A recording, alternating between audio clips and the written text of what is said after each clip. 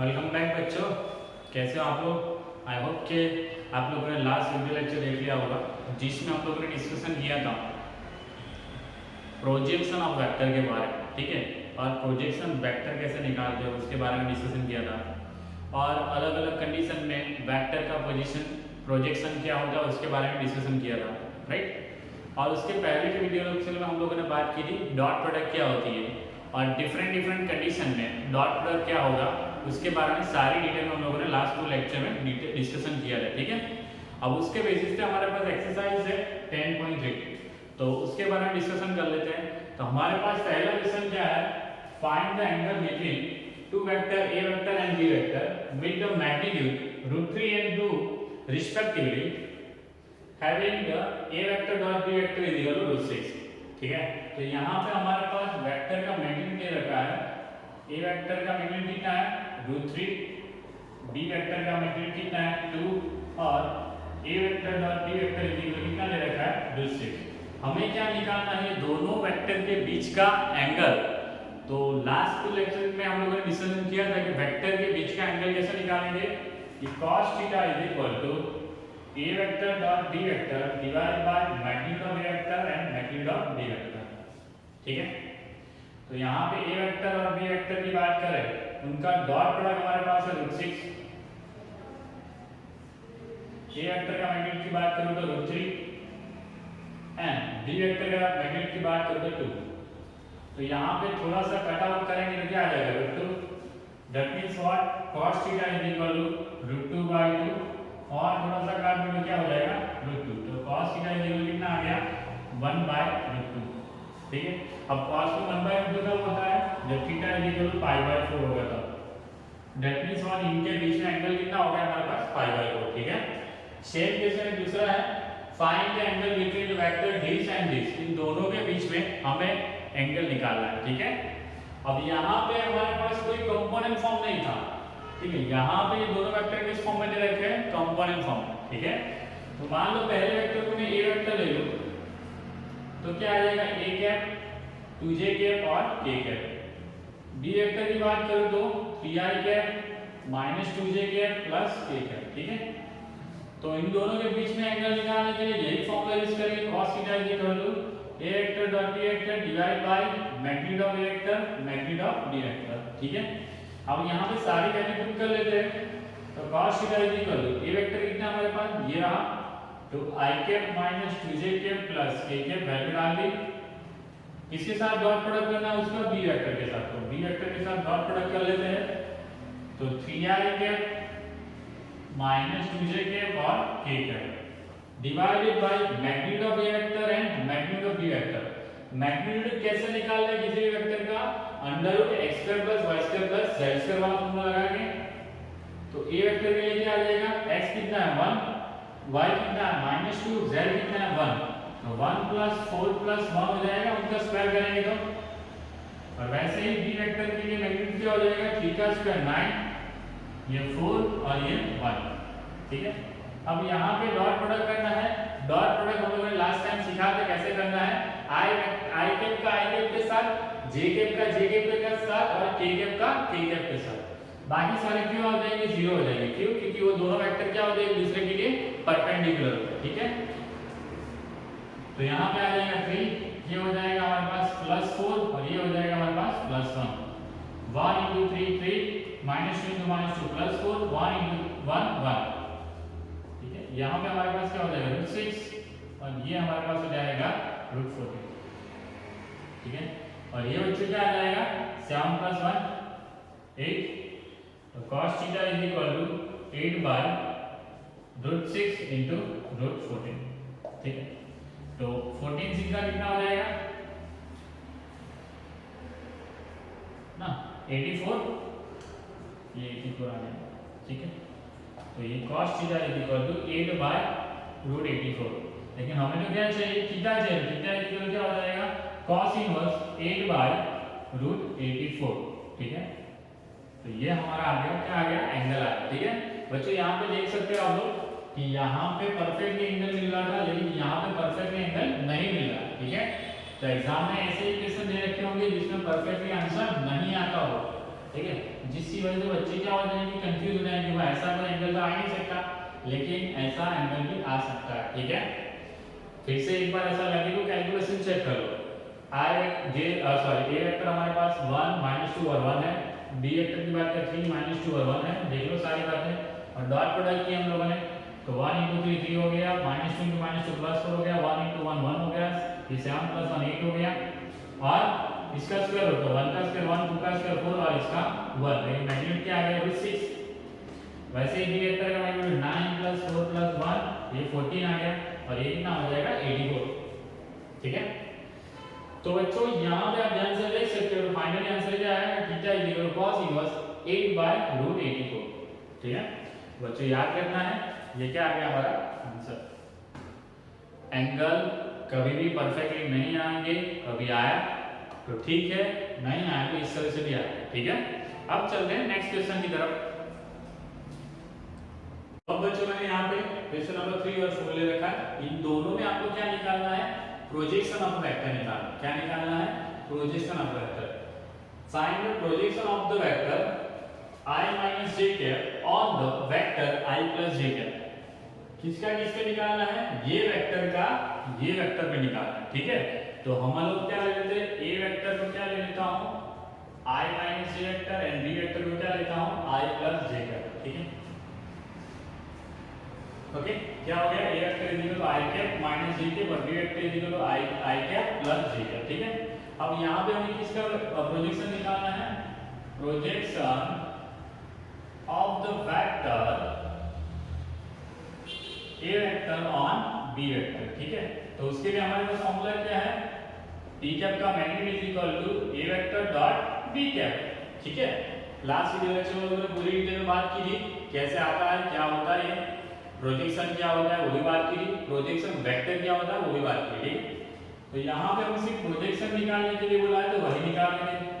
तो a vector और b cap के लिए क्या लिख सकते हैं, b vector divide by magnitude of b vector. ठीक है, चलो a डॉट b करना हमें, तो I - j मतलब I cap - j cap dot I cap + j cap. अब b कैप का मैग्नीट्यूड, b वेक्टर का मैग्नीट्यूड निकालना है, तो क्या आ जाएगा हमारे पास 1 और ये 1। चलो इन दोनों का डॉट प्रोडक्ट करना है, तो I + I × I क्या हो जाएगा 1, देखो 1 × 1 1 हो जाएगा, I / I 1 हो जाएगा, प्लस माइनस 1 और नीचे क्या आ गया √2। तो p वेक्टर का मैग्नीट्यूड = 0/√2, और ये तो पता ही है आपको क्या आएगा आंसर 0। तो यहाँ पे प्रोजेक्शन क्या आ रहा है आपका 0 आ रहा है। प्रोजेक्शन 0 का बाद में हम लोगों ने डिस्कशन किया था कि जब दो वेक्टर एक दूसरे को परपेंडिकुलर होंगे तब। आप देख सकते हो यहाँ पे हम लोगों ने जो a वेक्टर और b वेक्टर निकाला वो क्या आया आपका 0 आया। That means a vector and b vector एक दूसरे को क्या हो जाएंगे, परपेंडिकुलर हो जाएंगे, मतलब उनके बीच में एंगल 90 बनेगा। अब एंगल जब भी 90 बनता है,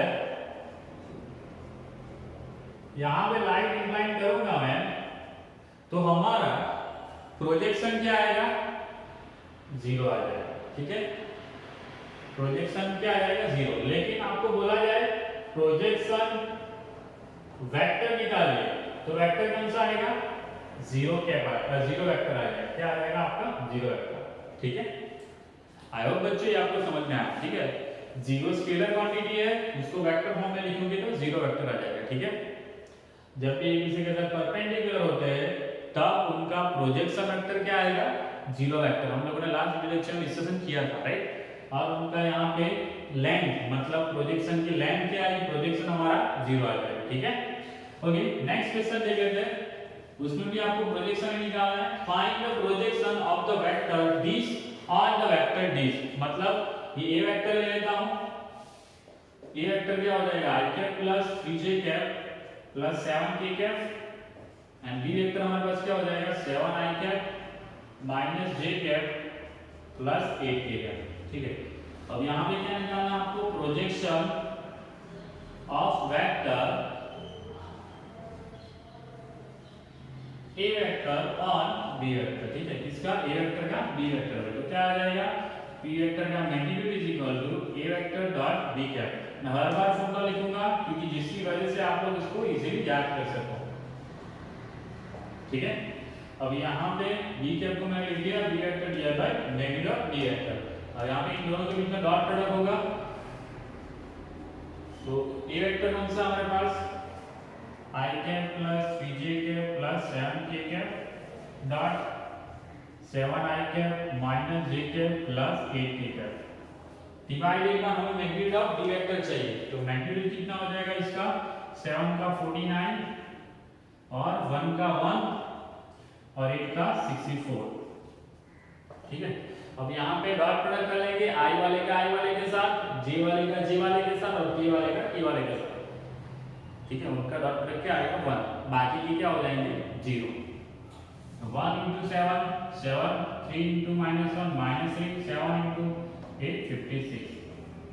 ठीक है, ये क्या हो जाएगा 50 और ये 60 114 64 114, ये हो जाएगा 4 और ये आ गया 60। तो बच्चों ये हमारा आ गया प्रोजेक्शन। ठीक है, क्या आ गया प्रोजेक्शन। ओके, प्रोजेक्शन लाइन थी वो आ गई 60/√114। ठीक है। ओके, यहाँ पे प्रोजेक्शन क्या है 0 आया, तो दैट मींस व्हाट क्या हो गया था वो 0 वेक्टर था। क्यों? क्योंकि दोनों वेक्टर एक दूसरे के साथ क्या हो जाएंगे परपेंडिकुलर। ठीक है। आई होप बच्चों कि यहाँ पे आपको प्रोजेक्शन ऑफ अ वेक्टर कैसे निकालना वो आपको पता चल गया होगा। ठीक है। ओके, अब देखते हैं नेक्स्ट क्वेश्चन। यहाँ पे क्वेश्चन नंबर 5 क्या बोल रहा है, so that each of the given vectors is a unit vector। मतलब यहाँ पे जो तीनों ही वेक्टर दे रखे हैं वो क्या है आपके यूनिट वेक्टर है। यूनिट वेक्टर किसको बोला जाता है, जिनका मैग्नीट्यूड क्या हो जाएगा 1, and also so that they are mutually perpendicular to each other। क्या है म्यूचुअली परपेंडिकुलर एक दूसरे को। ठीक है, मतलब हमें क्या क्या बताना है यहाँ पे वो दे दिया है। तो पहली एक चीज मान लो इसको ए वेक्टर ले लो, बी वेक्टर ले लो और सी वेक्टर। तो मतलब हमें ए वेक्टर का मैग्नीट्यूड, बी वेक्टर का मैग्नीट्यूड और सी वेक्टर का मैग्नीट्यूड आपको क्या दिखाना है 1। और दूसरी बात म्यूचुअली परपेंडिकुलर, मतलब ए वेक्टर और बी वेक्टर का डॉट प्रोडक्ट क्या हो जाएगा 0 बताना है। वैसे ही बी वेक्टर और सी वेक्टर का डॉट प्रोडक्ट क्या बताना आपको 0 बताना, और सी वेक्टर और ए वेक्टर का डॉट प्रोडक्ट क्या बताना 0। मतलब तीनों तीन एक दूसरे के साथ डॉट प्रोडक्ट करेंगे और वो आंसर क्या आएगा 0 आएगा। तो हम लोग बोल पाएंगे कि तीनों तीन वेक्टर एक दूसरे के साथ म्यूचुअली परपेंडिकुलर है। ठीक है। ओके, तो यहाँ पे ए वेक्टर का मैग्नीट्यूड निकाल लेता हूँ। मान लो ये मैंने ले लिया ए वेक्टर, ये मैंने ले लिया बी वेक्टर और ये मैंने ले लिया सी वेक्टर। ठीक है, चलो तो मैग्नीट्यूड निकाल लेते हैं। ए वेक्टर का मैग्नीट्यूड क्या हो जाएगा, अब थोड़ा वो कंफ्यूज हो जाओगे कि ये 1/7 को बाहर लेंगे मल्टीप्लाई करके, यहाँ पे अंदर मल्टीप्लाई कर देता हूँ 2/7 3/7 और 6/7। ठीक है, तो वैसे उसका मैग्नीट्यूड निकालना हो फॉर्मूला क्या बनेगा आपको बताइए x² + y² + z²।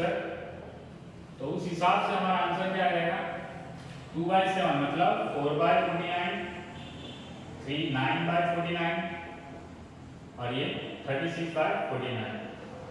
तीनों दिन का ऊपर प्लस करेंगे तो क्या आएगा 49/49 मतलब क्या आ गया 1। मतलब यहाँ पे हमारे पास ए वेक्टर का मैग्नीट्यूड कितना आ गया 1।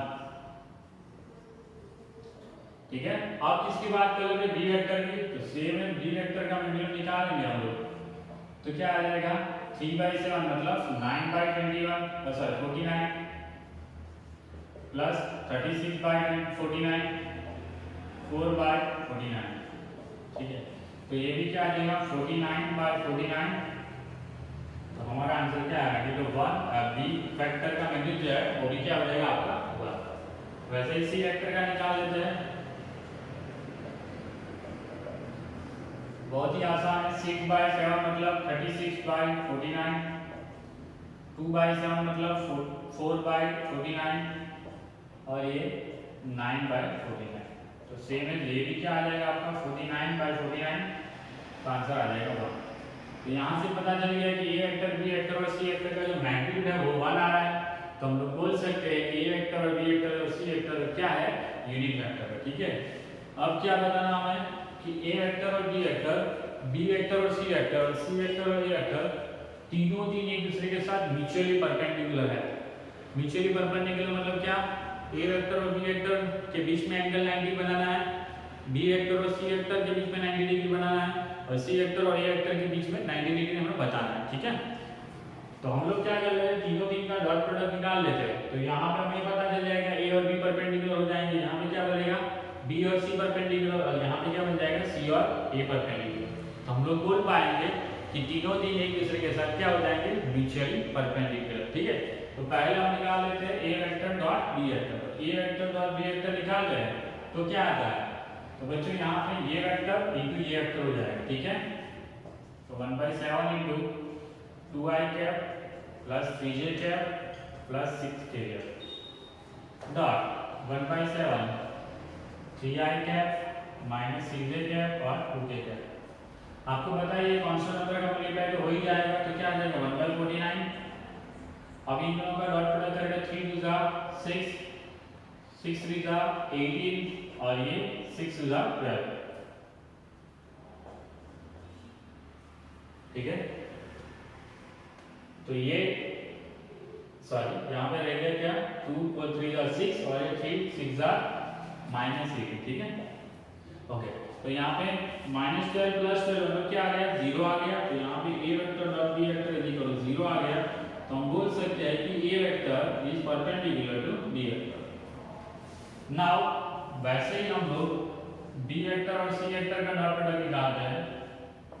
तो बी वेक्टर कितना हमारे पास 1/7 3i cap minus 6j cap और 2k cap dot product 1/2 6i cap plus 2j cap और माइनस 3k कैप मल्टीप्लाई कर लेते हैं।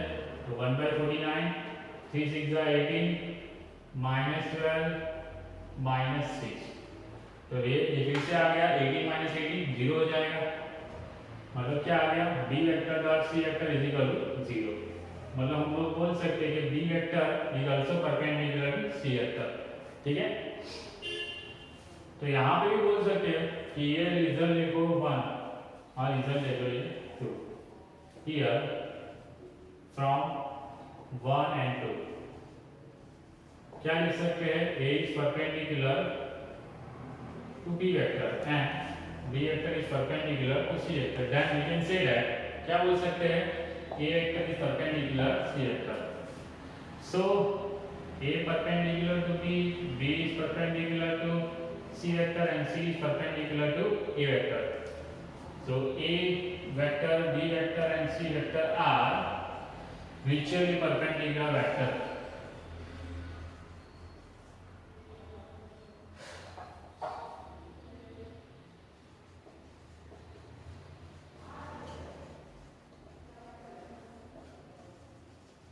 ठीक है, आई होप कि इतना समझ में आ रहा होगा। ठीक है, क्या बताना था म्यूचुअली परपेंडिकुलर वेक्टर। ठीक है, तो तीनों तीन को एक दूसरे के साथ परपेंडिकुलर बताना था, तो हमने दो वेक्टर को एक दूसरे के साथ परपेंडिकुलर बता दिया, तो ऑटोमेटिक थर्ड वेक्टर भी क्या हो जाएगा परपेंडिकुलर हो जाएगा। वो रिजल्ट लिख लिया, उसके बाद तीनों एक दूसरे के साथ परपेंडिकुलर हो जाएगा। ठीक है, आई होप कि ये क्वेश्चन समझ में आ गया होगा। ठीक है, अब चलते हैं नेक्स्ट क्वेश्चन की तरफ।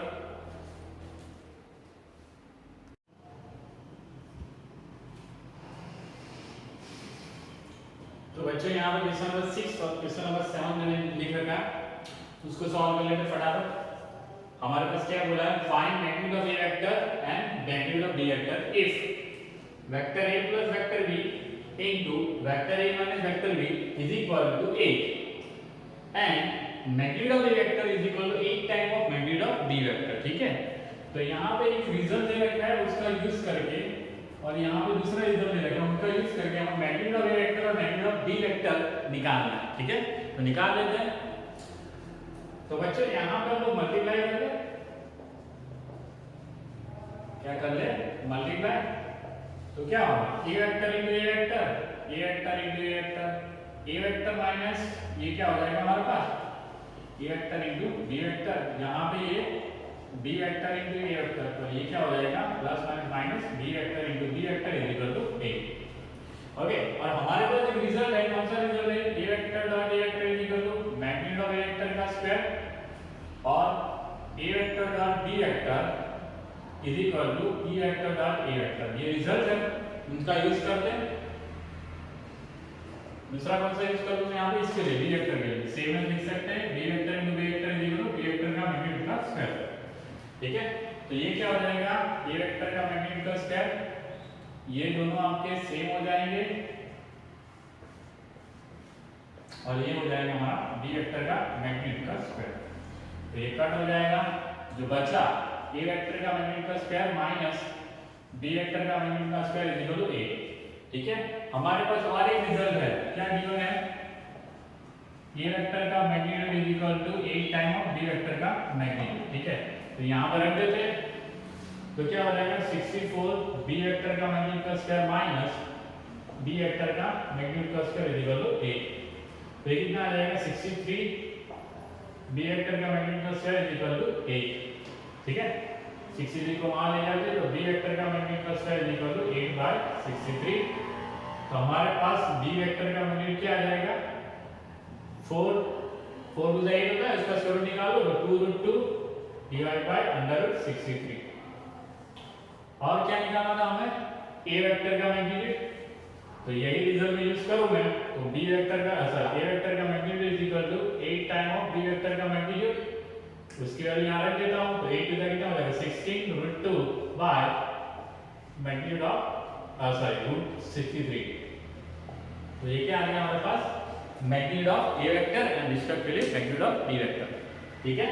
बहुत ही सिंपल सा था, हम लोगों ने कौन सी प्रॉपर्टी यूज की वो याद रखना, A vector dot A vector is equal to magnitude of A vector का square, A vector dot B vector is equal to B vector dot A vector, क्यों, क्योंकि वो क्या होते हैं कम्यूटेटिव होते हैं, ठीक है।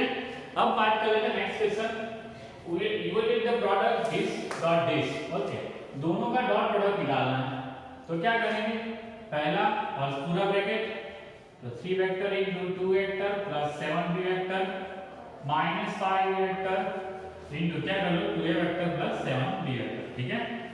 यहां पे क्या हो जाएगा 3 to the 6 A vector dot A vector plus 7 to the 21 A vector dot B vector, यहां पे 5 to the 10 B vector dot A vector, यहां पे क्या हो जाएगा 7 बाय 35 प्लस माइनस क्या होगा minus B vector dot B vector, okay. Same formula हमारे पास यहां पे ऊपर जो यूज किया वही यूज करेंगे। तो A vector dot A vector क्या लिख लूंगा, ए वेक्टर का मैग्नीट्यूड का स्क्वायर, ये 20 टाइम ए वेक्टर डॉट बी वेक्टर और ये -10 टाइम ए वेक्टर डॉट बी वेक्टर। यहां पे मैंने ये यूज किया, काम किया ये रहा। और सेम इसका यूज करो तो क्या आ जाएगा 35 मैग्नीट्यूड ऑफ बी वेक्टर का स्क्वायर। अब ये 21 में से 10 जाएगा तो हमारे पास क्या आ जाएगा 11, तो 6 टाइम मैग्नीट्यूड ऑफ ए का square plus 11 A vector dot B vector minus 35 B vector का मैग्नीट्यूड का square, that is your result, ठीक है। सिर्फ मल्टीप्लाई करना है, मल्टीप्लाई तो कर दिया, लेकिन ये रिजल्ट का हम लोगों ने उसमें थोड़ा बहुत यूज कर लिया, ठीक है। आई होप ये आपको समझ में आ रहा है, ठीक है। अब चलते हैं नेक्स्ट क्वेश्चन की तरफ। क्वेश्चन नंबर 8 और 9 ये है, ठीक है। तो 8 में क्या बोल रखा है, find the magnitude of vectors A vector and B vector, मतलब ए वेक्टर और बी वेक्टर का दोनों का मैग्नीट्यूड आपको निकालना है, हैविंग द सेम मैग्नीट्यूड। अच्छा, मैग्नीट्यूड का फिर से कैसे हम लोगों ने क्या बोला है, मैग्नीट्यूड सेम है वही निकालना आपको, such that the angle between them is 60 degree and their scalar product is 1/2। कौन सा प्रोडक्ट, स्केलर प्रोडक्ट। यहाँ पे डॉट प्रोडक्ट नहीं बोला, राइट।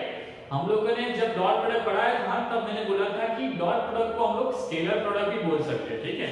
तो हमारे पास यहाँ पे गिवन क्या है, ए वेक्टर का मैग्नीट्यूड और बी वेक्टर का मैग्नीट्यूड क्या है, सेम है, having the same magnitude, right.